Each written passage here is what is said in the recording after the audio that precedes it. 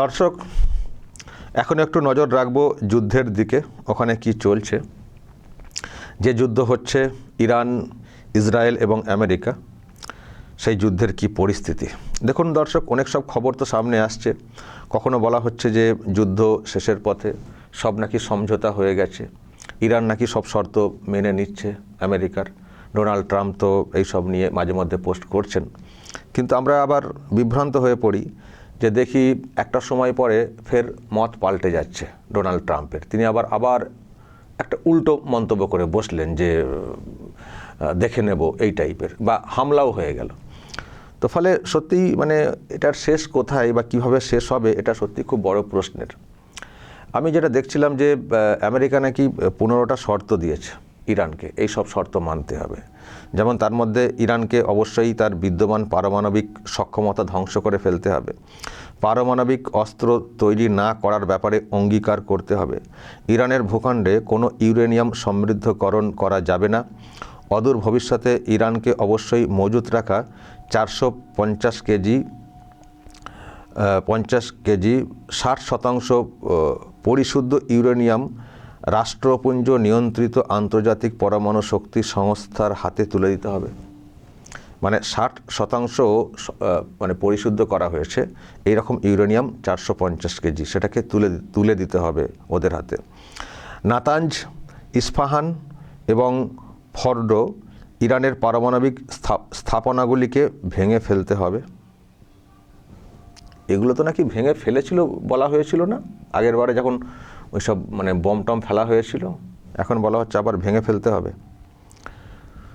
Trump যে কখন কি বলেন, তারা কতটা কি করতে পারেন, আমরা তো আর এখান থেকে বুঝতে পারি না। যেটা ওনারা বলেন এবং রিপোর্ট যেগুলো আসে সেখান থেকে বুঝি। তখন বলা হলো সব নাকি ভেঙে ফেলা হয়েছে, পারমাণবিক সব নাকি কেন্দ্রকে ভেঙে ফেলা হয়েছে, ক্ষতিগ্রস্ত করে ফেলা হয়েছে। আবার বলা হচ্ছে ভেঙে ফেলতে হবে।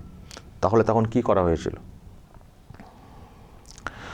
স্বচ্ছতা এবং তদারকির অধিকার দিতে হবে ওই সংস্থাকে, রাষ্ট্রপুঞ্জের, যেটা বলা হয়েছে। ইরান সমর্থিত গোষ্ঠীগুলি যাতে কোনো ছায়াযুদ্ধে লিপ্ত না হয় তা নিশ্চিত করতে হবে। ইরানকে অবশ্যই ওই সব সংগঠনকে অর্থ সাহায্য এবং অস্ত্র সরবরাহ বন্ধ করতে হবে। হরমুজ প্রণালী সব সময়ের জন্য উন্মুক্ত রাখতে হবে। ইরানের অস্ত্র ভাণ্ডার সীমিত রাখতে হবে। কত পাল্লা এবং কত পরিমাণ ক্ষেপণাস্ত্র রাখা যাবে তা পরে নির্ধারণ হবে। যে কোনো ক্ষেপণাস্ত্রের ব্যবহার শুধুমাত্র আত্মরক্ষার স্বার্থে ব্যবহার করতে পারবে ইরান। এই সব 15টা নাকি সব দাবি পেশ করা হয়েছিল। আবার পাকিস্তানকে নাকি মাঝখানে রাখা হয়েছিল, পাকিস্তানকে।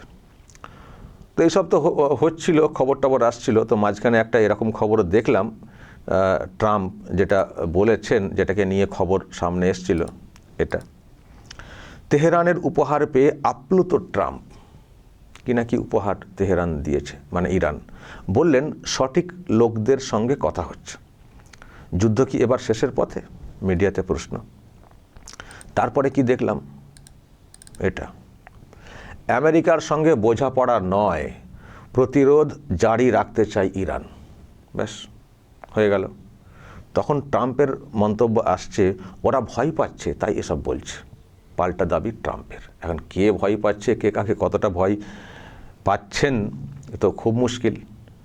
ট্রাম্পই বেশি ভয় পাচ্ছেন কিনা সেটাই বা কী করে বলবো, যে যা কি হয়ে গেল, করতে গেলাম এক, হয়ে গেল অন্য। গোটা বিশ্ব আমাদের বিরুদ্ধে ক্ষেপে যাচ্ছে, যেহেতু জ্বালানি সংকট হচ্ছে। তো ভয়ে উনি আবার সমঝোতার দিকে যেতে চাইছেন কিনা, কিন্তু সমঝোতা কী করে করবেন, একেবারে সারেন্ডার তো করা যায় না, কারণ আমেরিকা দাদা। সেজন্য কিছু শর্ত দিচ্ছে, এই দিচ্ছে সেই দিচ্ছে বলে মার্কেট করার চেষ্টা করছেন হয়তো। কিন্তু ইরান বলছে ওইসব বোকা ভেবো না আমাদেরকে। কোথায় আলোচনা হয়েছে, কোথায় বোঝাপড়া হয়েছে, কিছু হয়নি তো। এমনকি আমি দেখলাম ওখানকার এক স্পিকারের বক্তব্য সামনে এসেছিল ইরানের।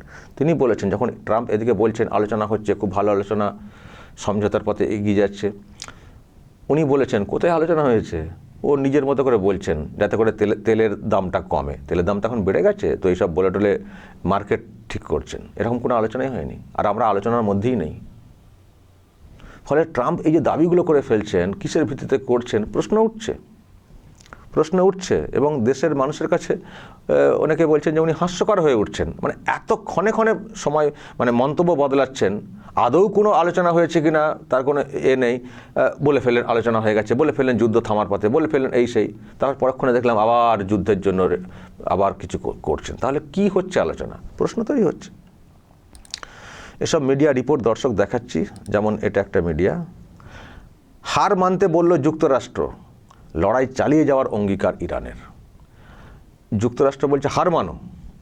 আরে বলে হার মানানো যায়? হার মানো, আপনি হারিয়ে দেখান না। আজকে 1 মাস হতে চললো, এখনও যুদ্ধ চলছে। আমেরিকার মতো দেশ, ইসরায়েল আছে, আর একটা ইরান তাদের বিরুদ্ধে লড়ছে। কোথায় হার মানাতে পেরেছেন? কোথায় হারটা মানাতে পেরেছেন? হারিয়ে দেখান না। হারাতে পারছেন না, লেগে রয়েছেন, আর আমরা ভারতীয় বা অন্য দেশের লোকেরা ভুগছি। জ্বালানি সংকট, আমরাও সমস্যায় পড়ে যাচ্ছি, আমাদের দেশও সংকটে পড়ে যাচ্ছে, অথচ আমাদের কোনো যোগী নেই। তো যা করছেন করুন না। যদি মনে হয় যে ইরান খারাপ দেশ, শেষ করে দিন। তো এত সময়টা কেন নিচ্ছেন? শেষ করতে পারছেন না, এমন একটা করছেন, পুরো জট পেকে যাচ্ছে, তার জেরে গোটা বিশ্ব ভুগছে। তো আপনি আপনার জেদ বজায় করবেন, বা আপনাদের অন্য কোনো ভাবনা আছে, আপনি তো মাঝে মধ্যে বলেন এই দেশ দখল করে দেবো, সেই দেশ দখল করবো, করুন আপনার ব্যাপার, কিন্তু আপনার জন্য আমরা ভুগবো কেন? এই প্রশ্ন দর্শক আমাদেরও আসছে। যদি মনে হয় যে ইরানকে শেষ করার, খারাপ দেশ, জঙ্গিদেরকে সাপোর্ট করে দিন, ওই নিয়ে আমাদের কোনো মাথা ব্যথা নেই। কিন্তু করতে পারবেন না, চিৎপটাং হয়ে পড়ে থাকবেন, আর আমরা ভুগবো, এটা তো আমরা মানব না। দেখছেন ভারত তার কৌশল অবলম্বন করছে। ভারতের যেসব জাহাজ ওই হরমুজ প্রণালী দিয়ে আসে, সেগুলোকে বের করে আনার কূটনৈতিক একটা ফয়সালা করে ফেলেছে ভারত। আসছে অনেক, ওখান থেকে আসছে। তো ট্রাম্পের এখন এই অবস্থা, বলছেন হার মানতে হবে, ওরা বলছেন হার মানবো না। এসব খবর দর্শক সামনে আসছে। আবার দেখুন, এদিকে বলা হচ্ছে সমঝোতা খুব ভালো হচ্ছে, তেহরান উপহার দিচ্ছে, ইত্যাদি ইত্যাদি। আবার দেখছি এই খবরটা সামনে এসছে, তেহরানের সঙ্গে আলোচনার প্রস্তুতির মাঝে পশ্চিম এশিয়ায় আরও 1000 সেনা পাঠাচ্ছে আমেরিকা। নয়া কোনো কৌশল? এখন মিডিয়াতে খবর, এই খবর নিশ্চয়ই ইরানের কাছেও যাচ্ছে। তাহলে ইরানের প্রশ্ন উঠবে না যে আপনি এইসব বলছেন, সমঝোতা হচ্ছে, এই হচ্ছে, সেই হচ্ছে, আবার সেনা পাঠাচ্ছেন, তার মানে কি? এইসব বলে আমাদেরকে থাকদামা দিয়ে আপনি ওদিকে রণকৌশল সাজাচ্ছেন। ফলে ইরান আবার এসব দেখলে কি চুপ থাকে? ইরান দেখছি দর্শক একটা হুমকি দিয়েছে নতুন করে, এটা স্থল অভিযান চালালে বাবেল মানদেব প্রণালীও বন্ধ করে দেওয়ার হুমকি ইরানের। এতদিন তো হরমুজ প্রণালী যেটা আছে সেটাকে নিয়ে চলছে, সেটাকে একেবারে বন্ধ করে রেখে দেওয়া, বিশেষ করে ইউএসএ, ইসরায়েল, ইউরোপের সব কান্ট্রির জাহাজকে ওখান থেকে পাস হতে দেওয়া হচ্ছে না, সেটা তো ওই প্রণালী। এখন কিন্তু আরেকটা হুমকি ইরান দিয়েছে যে শুধু এটা না, আমরা ওটাও বন্ধ করে দেবো যেদিক দিয়ে আর অন্য জায়গার জাহাজ এই ইউরোপে, আমেরিকা ওই দিকে যায়, সেই যে মানে প্রণালী, ওই যেটার নাম হচ্ছে বাবেল মানদেব, সেটাকেও কিন্তু বন্ধ করে দেবো, বেশি পাকামা করতে আসবেন না, মানে এই হুঁশিয়ারি দিয়ে দিয়েছে ইরান। আমি দর্শক আপনাদেরকে একটু দেখাতে চাই সেটা কোন প্রণালী হরমুজের পরে। আমি ম্যাপে দেখাচ্ছি দর্শক, দেখুন, বুঝতে সুবিধা হবে। এটা তো মানে বিশ্বের ম্যাপ, দেখুন, এটা ইন্ডিয়া, আর এই যে ইরান, আর এই যে যেটা হরমুজ, এটাকে নিয়ে তো যত গণ্ডগোল এখন চলছে, এখানটা ব্লক করে রেখে দিয়েছে ইরান। ফলে এইসব এখানে যে দেশ আছে, এই যে উপসাগরীয় যে দেশগুলো আছে এখানে, মানে কুয়েত, বাহরিন, কাতার, ইউএই, আরব, এখানে যেসব মানে জ্বালানি এখান থেকে যেগুলো সব বিক্রি হয়, এখান থেকে কিনে জাহাজগুলো তো এদিক দিয়ে যায়, হরমুজ প্রণালী হয়ে এদিক দিয়ে এসে আমাদের, যেমন ইন্ডিয়ার ক্ষেত্রে বলছি, মুম্বাই এসে ওঠে, ধরুন মুম্বাই এসে ওঠে এই রাস্তা দিয়ে, শর্টকাট রাস্তা। তো এখন এই জায়গাটা আটকানো হচ্ছিল, মানে এখনও হচ্ছে, ভারতের ছেড়ে দেওয়া হচ্ছে, অন্যদের দেশে ছেড়ে দেওয়া হচ্ছে, কিন্তু ইউএসএ, ইসরায়েল, ইউরোপের কান্ট্রি যারা ইউএসকে সমর্থন করছে তাদেরকে ছাড়া হচ্ছে না। তো এই জায়গাটা এখন ব্লক করে রাখছে। এটা হচ্ছে হরমুজ, এটা হরমুজ প্রণালী পুরো একেবারে ইরানের দখলে, বেশি পাকামো করতে পারছেন না। ট্রাম্প চেষ্টা করেছিলেন যে সব এখানে হটিয়ে দেওয়ার, যারা ইরানের যারা আছেন রক্ষীরা, তাদেরকে হটিয়ে দেওয়ার, কিন্তু পারছেন না, খুব বেশি ঝুঁকি নিতে পারছেন না। যেখানে বেশি বম্বিং করলে যদি একটা বিরাট কিছু হয়ে যায়, তখন কিন্তু পুরো জেটটা ওনার উপরে গিয়ে পড়বে, কারণ পুরো ঘেঁটে যাবে গোটা বিশ্বের ব্যাপারটা, কারণ এটা মেন রাস্তা। তো ওই আর কি থ্রেট, হুমকি চলছে মাঝে মধ্যে। আর এবার যেটা বলছিলাম, ইরান নতুন যে থ্রেটটা দিচ্ছে আরও একটা প্রণালী, সেটা কোনটা জানেন? বাবেল আল মানদেব যেটা বলা হচ্ছে, এটা হচ্ছে এই জায়গাটা। আমি যদি এই জায়গাটা জুম করি দেখতে পাবেন লেখা রয়েছে, এই যে বাব আল মানদেব, অ্যাকচুয়ালি কথাটা বাব আল মানদেব স্ট্রেট, এই যে রাস্তাটা, এটা একটা প্রণালী, এটা একটা দরজা, এখানটাও বলা হচ্ছে ব্লক করে দেবো যদি আমাদের ইরানে স্থলবাহিনী দিয়ে অ্যাটাক করতে শুরু করে, আমরা কিন্তু এই জায়গাটা ব্লক করে দেবো। এই জায়গাটা ব্লক করার ব্যাপারে ওনাদের একটা হাতিয়ার, মানে ইরানের একটা হাতিয়ার আছে এখানেই, এই পাশের দেশে ইয়েমেনের এই অংশে হুতি বলে একটি গোষ্ঠী আছে যারা ইরানের সমর্থক এবং ইরানের মদতপুষ্ট বলা যায়, ইরানের সহযোগিতায় তারা চলে।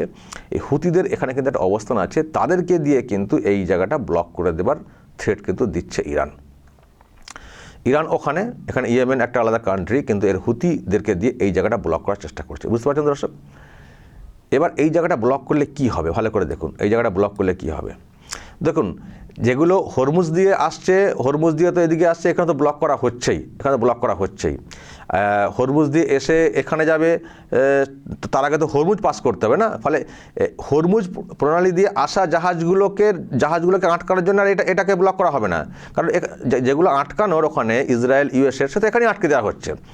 এই জায়গাটা ব্লক করা হচ্ছে এই জন্যে যে অন্য জায়গায় যে জাহাজগুলো, ধরুন এই দিক থেকে এই সব কান্ট্রি থেকে, এই দিক থেকে আছে না, এই সব থেকে এই রাস্তা ধরে যে জাহাজগুলো সব আসছে একাধিক কান্ট্রি, তারা যখন এখান থেকে এসে যখন এদিক দিয়ে যাবে, এটা কি বলুন তো, এটা শর্টকাট রাস্তা, এটা একটা শর্টকাট রাস্তা, মানে ইউরোপে যাওয়ার একটা শর্টকাট রাস্তা বা আমেরিকারও যাওয়ার একটা শর্টকাট রাস্তা।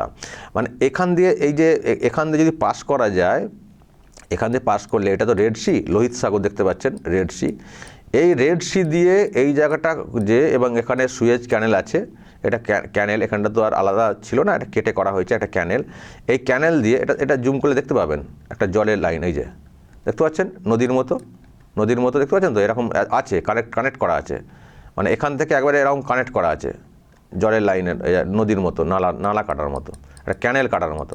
ওকে, এখান দিয়ে এসে এই যে পড়লো ভূমধ্যসাগরে, এই ভূমধ্যসাগরে জাহাজগুলো পড়লে এবার দেখুন এখান থেকে চলে যাবে সোজা সব ইউরোপের সব কান্ট্রিতে চলে যাবে, এবার ইউরোপ থেকে এখানে মানে এই যে গেট আছে, এখান দিয়ে চলে যাবে আমেরিকা চলে যাবে।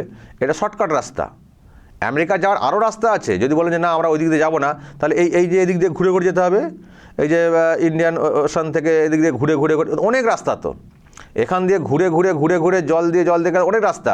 আর এটা হচ্ছে দেখুন শর্টকাট, এই যে বাব আল মানদেব এখান দিয়ে শর্টকাট একেবারে, মানে এই রেড সি দিয়ে সুয়েজ ক্যানেল দিয়ে সোজা ভূমধ্যসাগরে পড়ে যাওয়ার পরেই এবার এখান থেকে চলে যাবে, এখান থেকে ইউরোপের কান্ট্রি চলে যাবে, আবার এদিক থেকে হয়ে ব্ল্যাক সি, যেটা মানে কৃষ্ণ সাগর বলি, এখান দিয়ে ইউক্রেন এদিকে চলে যাবে, এদিক থেকে আরও অনেক কানেকশানও রয়েছে, রাশিয়ার কানেকশানও রয়েছে।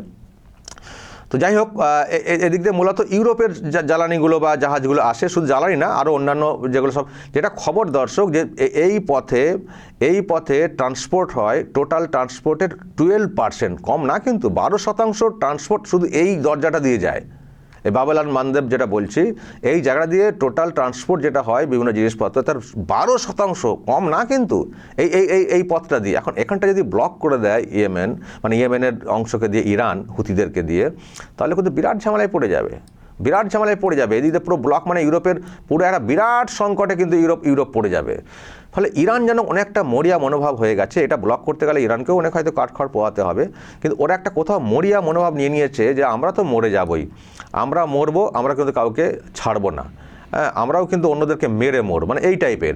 যেখানে আমরা ব্লক করছি, এবার যদি স্থলপথে আসো, এখন তো এয়ারে তোমরা স্ট্রাইক করছো, ওপর থেকে ফেলছো বমটম, কিন্তু যদি যদি আমাদের স্থলপথে আবার ঢোকার চেষ্টা করো, যেটা হুমকি আসছে না এই আমেরিকার তরফ থেকে, তো এখন সেই জন্য হুমকি দেওয়া হচ্ছে। শুধু এখানে না, এখানে তো আমাদের তেল জাহাজ এদিক থেকে যেগুলো যাচ্ছে সেগুলো বন্ধ করবোই, বাকি অন্য যেসব ট্রান্সপোর্ট শর্টকাট পথ অবলম্বন করে ইউরোপে যায়, আমেরিকা যায়, আমরা কিন্তু এইটাকেও, এই যে প্রণালী, এটাকেও কিন্তু বন্ধ করে দেব, কেউ আটকাতে পারবে না, এখানেও কিন্তু আমরা বন্ধ করে দেবো, এখান থেকে তোমাদের কোনো জাহাজ কিন্তু পাস করতে দেব না।